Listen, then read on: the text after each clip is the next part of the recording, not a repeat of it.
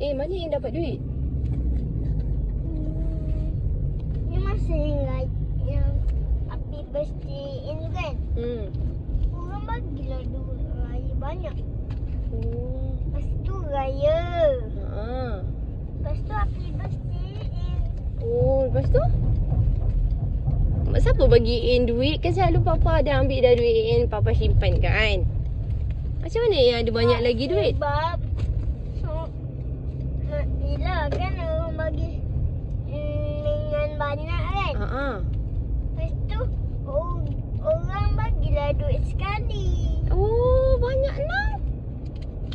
Memang dah dibagi banyak sebab dia nak tu. Dia nak.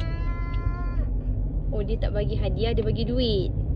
Tak, dia bagi hadiah dengan duit sekali. Banyak lah. Kaya lah macam tu. Memang kaya, Mat. Kaya pun. Dalamnya ada duit. Hanya satu beg duit. Okey, faham.